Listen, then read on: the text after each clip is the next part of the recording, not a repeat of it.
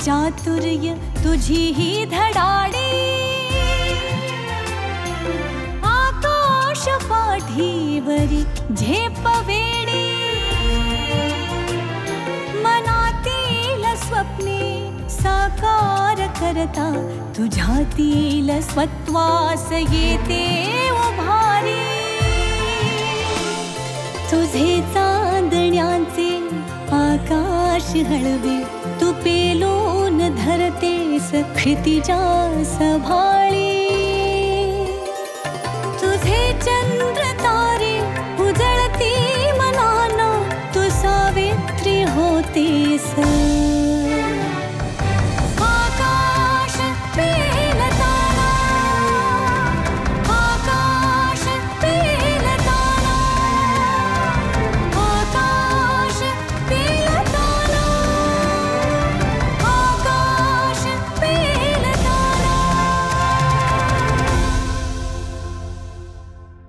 वाणिज्य शाखेतली पदवी हातात असताना, भरपूर पगार असणाऱ्या नोकरीच्या संधी उपलब्ध असताना अपूर्वा वैद्य यांनी बाय चॉईस अध्यापनाचं क्षेत्र निवडलं. वाणिज्य शाखेतील जवळजवळ सगळेच विषय त्यांनी महाविद्यालयात शिकवले. अर्थात त्यांच्यातली अफाट ऊर्जा त्यांना स्वस्थ बसू देईना. मग स्पर्धा परीक्षांची तयारी करणाऱ्या विद्यार्थ्यांसाठी CD देशमुख केंद्राची स्थापना केली. गेल्या 22 वर्षात या केंद्रातून 5000 विद्यार्थी शिकून बाहेर पडले. पुढे अपूर्वा वैद्य यांनी Drishyam entertainment and film school या संस्थेची स्थापना केली. यातून graphic designing, video editing, animation, VFX software या विषयातले अभ्यासक्रम सुरू केले. हा प्रवास अनोखा आहे. अपूर्वा वैद्य या पुढच्या प्रवासासाठी तुम्हाला खूप खूप शुभेच्छा. नमस्कार. तिचे आकाश पेलताना ह्या कार्यक्रमात मी डॉक्टर अरुंधती भालेराव आपल्या सगळ्यांचं सहृदय सहर्ष मनपूर्वक स्वागत करते. मंडळी, वह पथ क्या पथिक पथिकता क्या, जिस पथ पर बिखरे शूल नहीं, नाविक की धैर्य परीक्षा क्या, जब धारा ही प्रतिकूल नाही.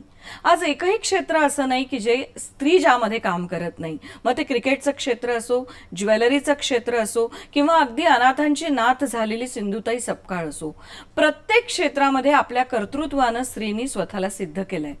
आज अशीच एक सखी माझ्या बरोबर आहे, ज्यांच्याशी मी गप्पा मारणार आहे. त्यांनी MCOM केलंय, CA इंटर केलंय, पण नंतर त्यांनी एक वेगळाच व्यवसाय सुरू केला. शिक्षण क्षेत्रामध्ये खूप मोठं काम केलं. ते नक्की काय आहे हे त्यांच्याकडनं जाणून घेऊया. अर्थातच स्वागत करते अपूर्वा अजय वैद्य यांचं. नमस्कार. नमस्कार. मनपूर्वक तुमचं स्वागत करते. धन्यवाद. अपूर्वा, तुमचं खूप वेगवेगळं क्षेत्र आहे. मला असं वाटतं तुम्हीच सांगा, तुम्ही नक्की काय करता. सुरुवात इंटर CA आणि MCOM ने केली. लग्न करून जशी मुंबईत आले तसे माझी पहिली असाइनमेंट ही टीचिंगची होती. बरं. आणि 2-3 मोठ्या कॉमर्स कोचिंग क्लासेस मध्ये मी CA, ICWA, CS अशा अनेक वर्गांना मी शिकवलं.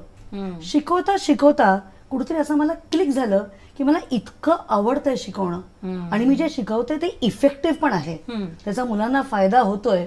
आणि मग मी मनाशी ठरवलं की हेच माझं कॉलिंग आहे. मी प्रोफेशनचा नाद सोडला आणि मी पूर्णपणे गेले 20 ते 22 वर्ष शिक्षण क्षेत्रात पूर्णपणे मी उतरले. सुरुवात स्पर्धा परीक्षांच्या स्वतःच्या क्लासेसने केली. जेव्हा स्वतः असं काहीतरी सुरू करायचं होतं तर असं वाटलं की कॉमर्सच्या क्लासेसची मुंबईसारख्या शहरात काहीच कमी नाहीये, पण स्पर्धा परीक्षांसाठी मुलं मात्र कुठे कधी पुणे कधी दिल्ली अशी धावत होती. ती गरज बघून तेव्हा ठाण्यात एकही असा चांगला छान गायडन्स करणारा त्यांना ट्रेनिंग सेंटर नव्हतं. 1000च्या वर मुलं आम्ही गेल्या 20 वर्षाच्या मध्ये आमच्याकडून ट्रेन होऊन वेगवेगळ्या स्टेट गव्हर्नमेंट, सेंट्रल गव्हर्नमेंटच्या पोस्टमध्ये आहेत. तर स्वतःचे जेव्हा इन्स्टिट्यूट सुरू करायचं म्हटलं तेव्हा असं वाटलं की कॉमर्स वाणिज्याच्या क्लासेसची मुंबईमध्ये काही कमतरताच नाहीये. स्पर्धा परीक्षेमध्ये जरासा अभाव होता. मग तो सुरू केलं की मुलांनी पुण्याला दिल्लीला पळायला नको, इथं त्यांना छान गायडन्स मिळू देत. त्यामुळे 20-22 वर्ष तेही आपली संस्था आहे. आणि जवळजवळ 1000च्या वर मुलं आज वेगवेगळ्या गव्हर्नमेंट इन्स्टिट्यूशनमध्ये आमच्याकडनं पास आउट होऊन छानपैकी सुंदर काम करतायत. छान. पण ते करता करता असं वाटलं एक 5-6 वर्षापूर्वी काळाची गरज बघता की digital world, graphic designing, video editing याला पण खूप वाव आहे आणि ज्यात मुलांना पटकन नोकऱ्यांचे चान्सेस आहेत नोकरीचे. मग त्यात आम्ही ते पण एक वेगळी संस्था सुरू केली ई दृश्यमच्या नावाने, ज्यात आपण graphic designing, video editing, animation, VFX असे अनेक सॉफ्टवेअर आम्ही मुलांना प्रशिक्षण देतो. त्यांचं प्लेसमेंटही आपण करतो. म्हणजे गेले 5-6 वर्षामध्ये जवळजवळ 200-250 मुलं आज आपल्या संस्थेतनं छान शिकून गेली आहेत. मला असं वाटतं की अशी खूप मुलं जेव्हा शिकून जातात किंवा अनेकांना आपल्या संस्थेच्या माध्यमातून नोकरी मिळते तेव्हा मिळणारं समाधान हे खूप मोठं वेगळंच आहे ना. आत्मसुख त्यालाच म्हणतात. अगदी खरं आहे. आणि शिक्षण क्षेत्रामध्ये ज्या प्रिन्सिपल्सने मी उतरले ते एकच आहे की याच्यामध्ये पैसा कमवणं हा तुमचा मेन उद्देश असूच शकत नाही. That is a by product of your excellent work. छान सर्व्हिस देणे, मुलांना उत्तम प्रकारे प्रशिक्षण देऊन त्यांना छान त्याचा उपयोग व्हावा. पैसे आज मुलं पदरचे घालून येतात, रिझनेबल फीज आम्ही अतिशय लावतो की मुलांना त्याचा लाभ घेता यावा. तर त्याच्यानंतर जेव्हा ते त्याच्यातनं काहीतरी छान स्वतःचं करिअर करवतात, बस ती आमची पंढरी. स्पर्धा परीक्षांमध्ये कुठल्या कुठल्या साधारण? अनेक MPSC, UPSC, bank, staff selection असे बरेचसे. आणि मग आता नवीन संस्थेमध्ये आपल्या हे सगळे डिझायनिंगचे कोर्सेस शिवाय 1-2 वर्षापूर्वी आपण फिल्म स्कूल सुद्धा सुरू केलं. म्हणजे फिल्म मेकिंगचे courses, acting, script writing, screen play आणि प्रॉपर फिल्म मेकिंगचा डिप्लोमा कोर्स. आणि त्यातही आता 2 वर्षामध्ये जवळजवळ 35-40 मुलं आपल्याकडनं पासआउट झाली आहेत आणि अनेक छान डिव्हिजन्समध्ये किंवा चांगल्या कंपन्यांमध्ये ती मुलं आज छान रुजू आहेत. मला वाटतं एकाच रूफ खाली अनेक गोष्टी तुम्ही सुरू केलेल्या आहेत आणि ते करताना तुम्हाला असं नाही वाटत कधी की अरे CA माझं व्हायला हवं होतं, की तुम्ही आता खुश आहात शिक्षणाशी संबंधित काम करतानाच? एकही दिवस आजपर्यंत या 20 वर्षात असं नाही वाटलं की आपण उठून इन्स्टिट्यूटला आज जाऊ नयेत. असं याच्यातच तुमचं उत्तर आहे. I love my job, I love teaching. माझी टीम इतकी सुरेख आहे, कुटुंबासारखं असं आमचं वातावरण आहे आणि मुलांशी इंटरॅक्शन करताना आपणच खूप काही शिकतो. आपण सतत छान नवीन क्षेत्र, नवीन टेक्नॉलॉजी आपल्याला कळत जाते, मुलांची आपल्याला नवीन मानसिकता कळत जाते. त्यामुळे I am extremely happy, absolutely no regrets. मला असं वाटतं क्षेत्र कुठलंही असो, तुम्हाला जर ते काम आवडत असेल आणि मनापासून तुम्ही ते करत असाल आणि एक चांगली टीम तुमची जमली असेल तर ते काम नक्की खूप चांगलं होतं. प्रश्न अपूर्व, माहेरी कशा प्रकारचं वातावरण होतं आणि तुझ्या कुटुंबामध्ये काही शैक्षणिक पार्श्वभूमी किंवा असं काही आहे का? व्यवसायाचं बॅकग्राऊंड नाही आहे. अतिशय शैक्षणिक खूप एनकरेजमेंट.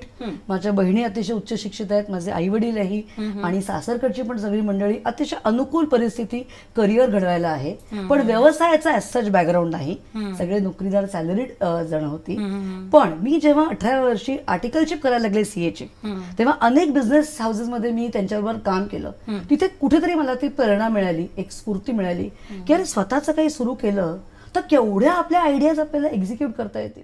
व्यवसाय करताना यश जसं आहे तसं अपयशही अनेक वेळा येतं, चढ उतार येतात. कोरोनाच्या काळात तर त्याचा सगळ्यांनी अनुभव घेतला. असा कुठला काही प्रसंग तुला आठवतो का की खूप अडचण आली, प्रश्न निर्माण झाले, ते कसे सोडवावे कळेना, कारण व्यवसायाची बाकी दुसरी काहीच बॅकग्राऊंड नाहीये, मग त्यावेळेला तू त्याच्याशी म्हणजे कसा सामना केलास? म्हणजे पहिले तर कुठेतरी एक मॅनिफेस्टेशन केलं की अडचण नाहीच म्हणायची त्याला आव्हानच म्हणायचं, त्याला चॅलेंज म्हणायचं. आणि एकदा आपण आपलं काहीतरी सुरू केलं की जसं सगळंच त्याचं यश, त्याचं अपयश, त्याचे चॅलेंजेस आपले आहेत अनेक. मेन आता रिसेंटली आलं ते कोविडच, जे आपल्या सगळ्यांनाच कुठूनतरी टच करून गेलेलं आहे, त्याचे इश्यूज जे झाले ते. तर अक्षरशः त्यावेळेला 2 वर्ष मुलं नव्हती आमच्याकडे. मुलांना बोलवणं कसं संस्थेला, मुलांना बोलवणं रिस्की होतं. त्यामुळे मग तेव्हा मुलांना आम्ही ऑनलाईन प्रशिक्षण दिलं. ते एका प्रकारे आम्हाला फ्युचरसाठी बरं झालं की आम्ही पण शिकलो की कसं आपण असंही आपण काम करू शकतो आणि अगदी पटकन शिकलो. आणि त्यावेळेला मग आम्ही खूप कामं सुद्धा घेतली की ठीक आहे, नाही आता आपल्याकडे स्टुडंट्स आहेत तर we will adapt. Adapting is the name of the game. Correct. कुठल्याही व्यवसायामध्ये you have to keep adapting, changing, learning from your experiences. आणि ते आमच्या टीमने केलं आणि वी सर्व्हाइव्ह. पण ही पण किती कौतुकाची गोष्ट आहे ना की कोरोना असताना स्टाफ सुद्धा जायची बंदी असताना सुद्धा येत होता रिस्क घेऊन. आणि मला वाटतं म्हणूनच हे इतक्या चांगल्या प्रकारे टीमवर्क होऊ शकतं. म्हणजे आम्ही सगळे रूल्स पाळले. सगळी माझी टीम जी अगदी कोर टीम फक्त येत होती, सगळे रूल्स आम्ही पाळून जितकं काही रिमोट आम्ही काम करू शकलो मुलांसाठी सुद्धा, की त्यांच्या करिअरमध्ये त्यांच्या कोणी जर ऑनलाईन ज्याचा कोर्स चालू आहे त्याचा ऑलरेडी ऑनगोईंग कोर्स, तर कुठे त्याचं नुकसान न होता त्याला ऑनलाईन किती जास्त मदत करता येईल किंवा कसं त्याला ट्रेन करता येईल तरी सुद्धा हे आम्ही अडॅप्ट केलं. आणि आम्ही ते 2 वर्ष शांतपणे डोकं शांत ठेवून सगळ्या टीमने सहकार्य करून आम्ही ते 2 वर्ष सर्व्हाइव्ह केली. गिव्हअप नाही केलं आम्ही, गिव्हअप नाही केलं आम्ही की आता सगळं हे झालं तर आता आपण बंद करून टाकूयात. नाही, ते ऍटिट्यूड कधीच नव्हता. मला भटांच्याच त्या ओळी आठवल्या की आज मी जे गीत गातो ते उद्या गातील सारे, येऊ दे वक्षात माझ्या वादळांचे येर झारे. म्हणजे तुला असं आवडतं की येऊ दे संकट, मी लढायला तयार आहे त्याच्याशी, ठरवलंच आहे, ठाणली आहे, कारण ठरवलंय. आपण सगळ्या महिला विविध क्षेत्रात काम करतो आणि सगळीकडे आपण ऐकत असतो की आज स्त्री पुरुषाच्या खांद्याला खांदा लावून खूप काम करते, विविध क्षेत्रात करते वगैरे, सगळं मान्य आहे. पण खरंच स्त्री पुरुष समानता आली आहे असं तुला वाटतं? अतिशय महत्वाचा प्रश्न विचारला अरुंधती. ह्याचं उत्तर जरासं वेगळ्या प्रकारे देऊ. बिलकुल.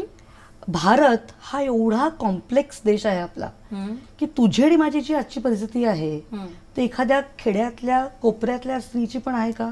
नाहीये. तर माझं असं एक फर्म हे आहे की जेव्हा त्या खेड्यातल्या स्त्रीला सगळ्या संधी मिळतील आपल्यासारख्या, शिक्षणाच्या, नोकरीच्या, व्यवसायाच्या, प्रत्येक बाबतीत जेव्हा तिला सगळ्या त्या संध्या मिळतील ज्या आज शहरी स्त्रीला मिळत आहेत, त्या दिवशी मी म्हणेन की थोडीफार तरी समानता नक्कीच आलेली आहे. माझी फिलॉसॉफी अशी आहे की एक तर when we say liberated woman, मला हे म्हणायचं नाही की तिने फक्त फिजिकली व्हायला पाहिजे, तिने मानसिकरित्या, हो सांगते ना तुला, मानसिकरित्या आणि भावनिकरित्या पण तिने पूर्णपणे स्वतंत्र व्हायला पाहिजे. जोपर्यंत आपण अशी वाक्य म्हणतोय की माझ्या वडिलांनी मला हे करू दिलं, माझ्या नवऱ्याने मला हे अलाव केलं, त्या वाक्यातच त्याचा विरोधाभास येतोय. अगदी खरं. If you have got my point. हे सगळं जेव्हा पुसल्या जाईल तेव्हा आपण म्हणू की हो, खऱ्या अर्थाने स्त्री स्वतंत्र झालेली आहेत. आणि मी नेहमी सगळ्यांना सांगते की 3 स्व प्रत्येक स्त्रीने, ती शहरी असो, ती कुठल्याही क्षेत्रातली असो, कुठल्याही स्टॅटसची असो, 3 स्व तिने सांभाळायचे. एक, स्वतःला ओळखा. बऱ्याचदा असं होतं की तुम्ही तुमच्या अख्ख्या घरच्यांची काळजी घेण्यामध्ये इतक्या गुंग झालेल्या असतात की कोणाची आवड काय आहे, कोणाला कुठल्या टाईपचा पिक्चर आवडतो, टीव्हीवर काय लावायचंय, काय खायचंय, की कुठली भाजी आपल्याला आवडते ती सुद्धा स्त्री विसरलेली असते. तिचा छंद काय आहे, तिला काय करायला आवडतं हे ती पूर्णपणे विसरलेली असते. मुद्दामून नाही, ते होऊन जातं. तसं न होता प्रत्येकाने स्वतःचं सगळं जोपासलं पाहिजे. छोट्या प्रमाणात आहे तसं, पण स्वतःला जोपासा. दुसरी गोष्ट, स्वतःची काळजी घ्या. अगदी फिजिकली आपल्याकडे असं बऱ्याच पगडी 50. आकाश पेलताना हे जे तू म्हणते ना, हे सगळं मान्य आहे की स्त्रीनी बँकेचे व्यवहार केले पाहिजे, तिला जीपे करता आला पाहिजे, तिला प्रत्येक क्षेत्रात कुठलीच गोष्ट तिची अडायला नको, तिला करता यायला हवी. पण अगदी खरं सांग, आज तू इतकं काम करते, व्यवसाय करते, घर सुद्धा सांभाळते, तू पूर्णपणे परावलंबी नाही आहेस, स्वावलंबी आहेस. पण आज सुद्धा तुझ्या घरामध्ये आल्यानंतर काय मेनू करायचा आहे जेवणाला हे तू ठरवतेस की तुझा नवरा ठरवतो? आणि घरामध्ये तुला कुटुंबातल्या इतर मंडळींचं सहकार्य कसं मिळतं? ट्रिकी क्वेश्चन आहे. मेनू मी ठरवते कारण की मला ठरवायला आवडतो मला. नाही, जेव्हा लग्न झालं तेव्हा आमच्या दोघांचं बोलणं झालं होतं याच्यावर की एकमेकांच्या करिअरला पूर्ण रिस्पेक्ट करायचा. आणि त्याची जी गरज आहे, बाहेर गावी जावं लागलं, काही कारणाने लेट यावं लागलं किंवा काय, तर ते एकमेकांना त्याचं पूर्ण साथ द्यायची, पूर्ण एकमेकांना मदत करायची. आम्ही मुलीलाही इंडिपेंडेंटली तसं वाढवलं आहे. अर्थात जर टाइम मॅनेजमेंटचा प्रश्न असेल तर it is definitely all about priorities. कसं करते टाइम मॅनेजमेंट? एक तर स्वतःला सगळं आपल्याला जे आवडतं की आपण जर आपल्या प्रोफेशनमध्ये खुश असू, आपण जर आपल्या कुटुंबात खुश असू, तर त्याचा आपल्याला ताण वाटत नाही. अगदी खरं. It is just a matter of management. तर टाइम मॅनेजमेंटमध्ये प्रायोरिटीज खूप महत्वाच्या आहेत. आज जर एखाद्याच्या मुलीची महत्वाची परीक्षा आहे तर नवरा किंवा बायको कोणतरी एकाने काहीतरी सॅक्रिफाईस करून, आणि जे आपण आजच्या पिढीत बघतोय, I am extremely hopeful and very very proud of the new generation, कसे एकमेकांना साथ देतात आणि कसे करतात. आज मी नॅपी बदलली, उद्या तू नॅपी बदलायची बाळाची, आणि आपण दोघांनी मिळून करायचं. तसंच काहीसं माझं पण लाईफ आहे की आम्ही दोघांनी मिळून सगळं मॅनेज केलं. सासरच्यांची पण खूप साथ मिळाली, सगळ्यांची अनुकूल परिस्थिती होती. आणि आता जर तुम्ही लेटेस्ट नाच गं घुमा मूवी बघितला असेल तर आपल्याला आपल्या सपोर्ट स्टाफ शिवाय आपण काहीच नाही आहोत. त्यामुळे फुल मार्क्स आणि पूर्णपणे त्यांना श्रेय आपलं कुटुंब आहे, ते आपलं कुटुंब, आपलं एक्सटेंडेड फॅमिली आहे. मला सांग, तू उत्तम नृत्यांगना पण आहेस, तर तुझी ती आवड तू आता किती जोपासते किंवा तुला मी टाइम त्या माध्यमातून देतेस का? प्रश्नच नाहीये.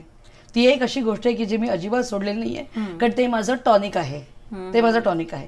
कारण मी टाइम जरुरी आहेच, त्याच्यात तुम्हाला परत ऊर्जा मिळणार आहे काम करायची, घराकडे लक्ष द्यायची. जसं मागे म्हटलं आता की तुमचा का भरेल असेल तर तुम्ही देणार, भरभरून तुम्ही देऊ शकता.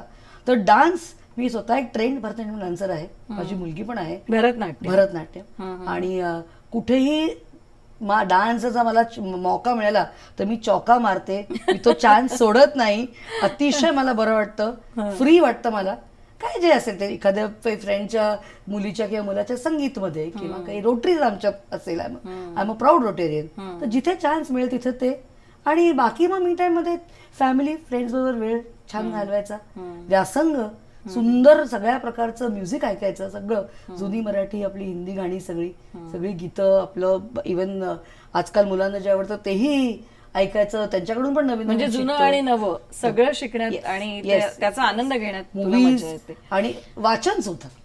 अर्थात आजकाल ते मोबाईलमुळे वाचनाचं खरं तर हे हळूहळू जराशा स्टॅमिना कमी झालाय, पण planning to work. Screen time वाढलाय आणि पुस्तकांचा वेळ कमी झालाय. भविष्यात तुझ्या व्यवसायाबद्दलचं, आता तू जे काही करतेस त्या व्यवसायाला कुठपर्यंत आणखीन न्यायचं पुढे तुझं स्वप्न आहे? स्वप्न मोठं आहे. काय? कारण स्काय इज अ लिमिट आमच्या फील्डमध्ये. आता तर आपल्याकडे फिल्म स्कूलची पण साथ आहे, त्यामुळे आमची खूप इच्छा आहे, माझी आणि माझ्या सगळ्या टीमची सुद्धा, की आपण प्रोडक्शन हाऊस सुरू करू, स्टुडिओ सुरू करू, ज्याने आपल्याकडच्या शिकलेल्या मुलांना आपल्याकडेच जॉब ऑपॉर्च्युनिटीज मिळतील आणि मग तिथून ते अजूनही मोठ्या ह्याच्यात जाऊ शकतात. म्हणजे आपण असा विचार करायला हरकत नाही की ठाणे जिल्ह्यातल्या कलाकारांना घेऊनच तुम्ही एखादा सिनेमा नक्की कराल. असं झालं तर सोन्यावर पिवळं ना. हो, नक्कीच. स्वप्न तर नक्कीच आहे. खूप छान अपूर्वा. जाता जाता म्हणजे ह्या मुलाखतीचा शेवट करताना या क्षेत्रात येणाऱ्या नवीन उद्योजिका मैत्रिणींना तुला काय सांगायला आवडेल? सगळ्या नवीन ऑन्टरप्रेन्युअर्सला मला हे म्हणायचं आहे की तुमचं चोजन फील्ड तुम्ही एकदा सिलेक्ट केलं आणि ठरवलं आणि त्यात उतरायचं म्हटलं तर पहिले तुमचा सखोल अभ्यास व्हायला पाहिजे. कुठेही तुम्ही अभ्यासात डेटा, स्टॅटिस्टिक्स तुम्हाला माहिती पाहिजे की तुम्ही काय करताय. दुसरी गोष्ट, त्यात जराची रिस्क एलिमेंट कुठल्याही व्यवसायात असते, कुठल्याही करिअरला रादर आहे, ती ओळखून ती ॲक्सेप्ट करून उतरा आणि धडाडीने उतरा. Be ambitious, do not be ashamed of your dreams, be ready to go for it. त्याला जे काही तुमचं पर्सनल तुम्हाला थोडं जर की तुम्हाला सॅक्रिफाईस करावा लागला एखाद वेळ किंवा काही, तर ती प्राईस पे करायची तुमची तयारी पाहिजे. कधी तुम्हाला सेटबॅक येईल, कधी तुम्हाला एखाद्याला आव्हानं येतील, वेगवेगळे तुम्हाला प्रसंग असे येतील की तुम्हाला असं वाटेल की शुड आय गिव्ह अप. नाही, डर के आगे जीत आहे. मेहनत, सातत्य आणि न कंटाळता पेशन्स ठेवून रोज सकाळी उठून आपलं काम उत्तमपणे कसं करता येईल, कालच्यापेक्षा आज कसं चांगलं करता येईल, जर ह्या वृत्तीने तुम्ही उतरलात तर success is definitely yours. It can not evade you आणि जस्ट सी द रिझल्ट्स. तुम्ही कुठे जाल. अपूर्वा, 22 वर्ष तू शिक्षण क्षेत्रात काम करते, विद्यार्थ्यांच्या 3 ते 4 पिढ्या तू बघितल्या. हो. या प्रत्येक पिढ्यांबरोबर विद्यार्थ्यांच्या मानसिकतेत बदल होतानाही तुला दिसत असेल. प्रश्नच नाही. ते सकारात्मक आहेत, नकारात्मक आहेत, कशा प्रकारचे आहेत, काय वाटतं? सकारात्मकच जास्त आहेत, कारण मुलं आजची खूप सेल्फ अवेअर आहेत. त्यांचे गोल्स फिक्स्ड आहेत, त्यानंतर त्यांना एक्झॅक्टली काय करायचं त्यांना माहिती असतं. टेक्नॉलॉजिकली तर ते अतिशय हुशार आहेत, पटकन शिकतात आणि आपल्याला सुद्धा सुंदर सल्ला देतात मुलं. आणि त्यांची स्वतःची ठाम मतं आहेत आणि डळमळत नाहीत मुलं. आणि त्यांना त्यांच्या टेक्नॉलॉजीचा वापर स्वतःसाठी कसा चांगला करता येईल ह्यातही मुलं अतिशय हुशार आहेत. म्हणजे आपल्या वेळेला आपण आई वडील जे सांगायचे ते शिक्षण घ्यायचो, आता त्यांना त्यांची मतं आहेत आणि they know so much about the world, बरोबर, because of whatever is available to them, but they have made very good use of it. तर त्या बाबतीत आय एम एक्स्ट्रीमली ऑप्टिमिस्टिक आणि ऑप्टिमिस्टिकच आहे. फक्त म्हणजे एक सांगते मी की आता जग आहे ना 2 इरामध्ये माझ्याच्याने डिवाइड केलं गेलेलं आहे, प्री स्मार्टफोन आणि पोस्ट स्मार्टफोन. आणि या पोस्ट स्मार्टफोनच्या ह्याच्यामध्ये आपण सगळेच विक्टिम्स आहोत. त्यात मुलं काही अपवाद नाहीयेत. आज एवढ्या छोट्या छोट्या मुलांच्या हातामध्ये तुम्ही टॅब्स बघता, तुम्ही मोबाईल फोन बघता सगळं, तर त्याचा परिणाम कुठेतरी होणार आहे. तर एकच मला सांगायचं आहे पालकांना पण आणि मुलांना पण आणि स्वतःला सुद्धा इनफॅक्ट, की त्याच्या आहारी जाऊ नका. कारण त्याच्यामुळे तुमचा अटेन्शन स्पॅन जो आहे तो आता इतका कमी कमी होत गेलेला आहे. अगदी खरं की आज आपण एखादा व्हिडिओ सुद्धा अर्ध्या मिनिटाच्या वर तर आपण विचार करतो की ओपन करू का नको करू. मानसिकता पेशन्स कमी होत चालला. एक्झॅक्टली. आणि त्याच्यामुळे अभ्यास करणाऱ्या मुलांना त्याचा त्रास होतो. शिवाय हे जे रील्स कल्चर आहे आपलं सगळ्यांना माहिती आहे, it is leading to a concept which is like a popcorn brain. की सारखं सारखं सारखं सारखं सारखं असं बदलून ना माइंड कुठलीच गोष्ट नीट ग्रास्प. कदाचित मे बी मी त्याच्यात काही फील्डमध्ये त्या अजिबातच एक्सपर्ट नाहीये, पण जे काही मुलांना बघतोय आम्ही हा एकच धोका आहे. बाकी मुलं अतिशय सुंदर शिकतायत. आकाश पेलताना की ही जी स्पर्धा आहे किंवा या रॅट रेस मध्ये मुलं सुद्धा खूप सफर होत आहेत. त्यांना सुद्धा वेगवेगळ्या आव्हानांना सामोरं जावं लागतंय आणि त्यामुळे मानसिक स्वास्थ्यावर सुद्धा त्यांच्या परिणाम होतोय. कारण ते स्वतःकडनं ओव्हर एक्सपेक्ट करतायत. असं नाही वाटत? पण अरुंधती, कुठेतरी याला समाज आणि पालक पण जबाबदार आहेत. आज तुला 2 मार्क मिळाले का तुला 1 मार्क मिळाला, एवढी जर तुम्ही स्पर्धा मुलांची तुम्ही हे कराल. आई वडील एवढे जास्त कॉन्शियस पेरेंट्स झालेले आहेत, इतके अनेक जण तर खूप प्रोटेक्टिव्ह पण आहेत. त्याच्यामध्ये सगळं प्लेईंग सुद्धा असं मुलांचं छोट्या बघाल तुम्ही तर स्ट्रक्चर्ड आहे. अनस्ट्रक्चर्ड फारसं विशेष नाहीये. त्याच्यामुळे कुठेतरी मुलांना ते पिअर प्रेशर जाणवतं की अरे ह्याने एवढं केलंय तर मी करू शकेन की नाही. पण मला असं म्हणायचं आहे की आता जसं आमचं क्षेत्र आहे याला कुठल्याही प्रकारची तुम्हाला अकॅडमिक एक्सलन्स नाही लागत. करेक्ट. आणि if you have a creative mind, तुमची मेहनतीची तयारी असेल तर हे क्षेत्र आहे. असे अनेक क्षेत्र आहेत. पण हे क्रिएटिव्हिटीचं क्षेत्र सुद्धा कधी कधी जे त्यांना अपेक्षित असतं ते नाही मिळालं तर नैराश्य आणणारं असतं. असं काही एखादं अनुभव किंवा उदाहरण कधी घडलंय का तुझ्या संस्थेत? म्हणजे असं होतं की काही 1-2 मुलं जी मागच्या वर्षी आमच्याकडे होती त्यांनी अतिशय मोठे IT चे जॉब सोडले आणि त्यांना फिल्म मेकिंग मध्ये प्रचंड पॅशन होती आणि आले. तर आईवडिलांनी विचारलं मला आणि आमच्या टीमला सगळ्यांना की मग नक्की हा ऍक्टर बनेल ना, नक्की हा हिरो बनेल ना. तर अशी कुठलीच गॅरंटी कुठलीच संस्था आपण नाही देऊ शकत आणि कुठल्याच क्षेत्रात नाही देऊ शकत. तर म्हटलं त्याला तुम्ही एक चान्स द्या. त्याच्यात आत एवढे प्लॅटफॉर्म्स अवेलेबल आहेत, नक्कीच त्याला सुंदर काम मिळेल. त्याने सातत्याने प्रयत्न करत राहू देत, जरूर मिळेल.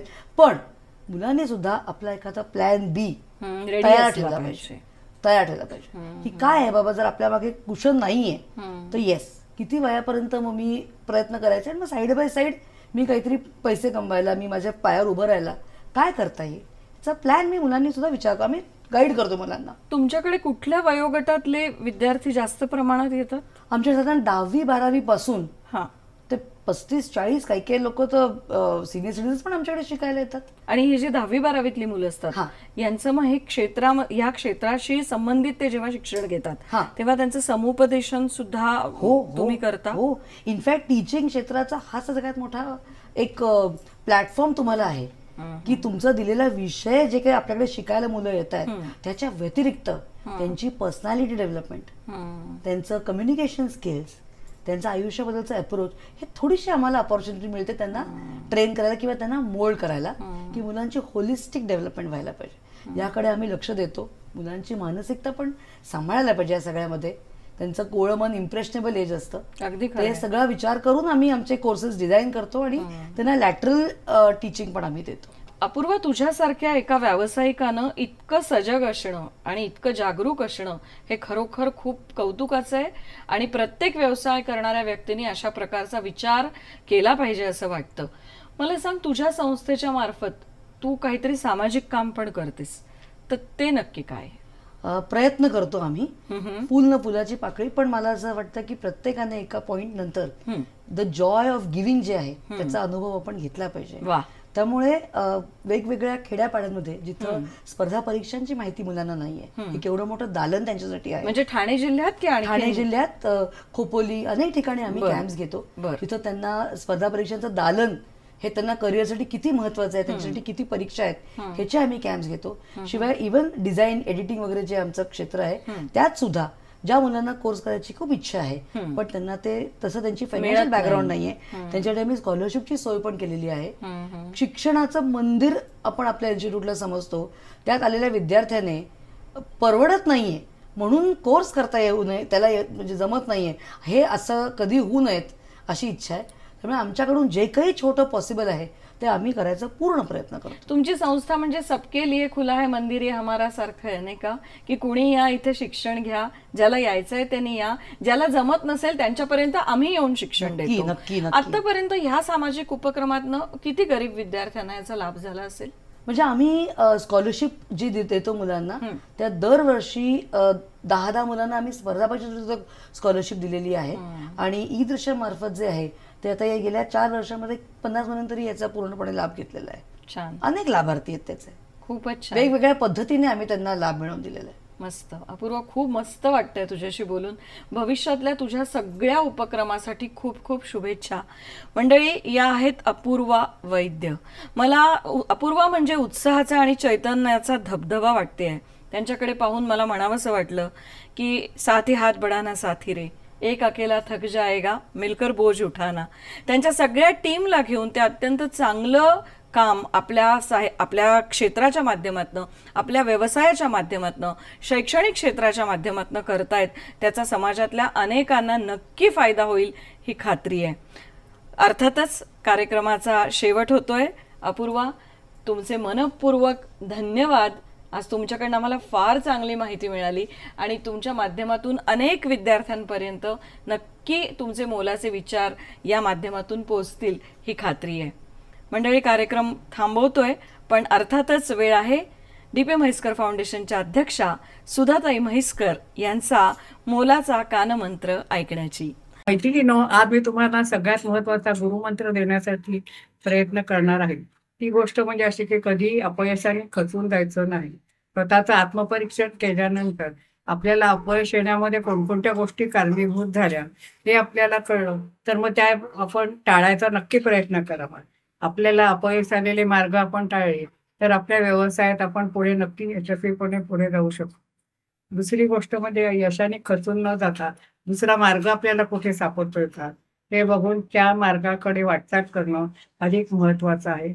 आपली मानसिकता ढळू द्यायची नाही, माघार घ्यायची नाही. आपल्याला याच्या पुढे जाणं आवश्यक आहे, हे सगळ्यात महत्वाचं आहे.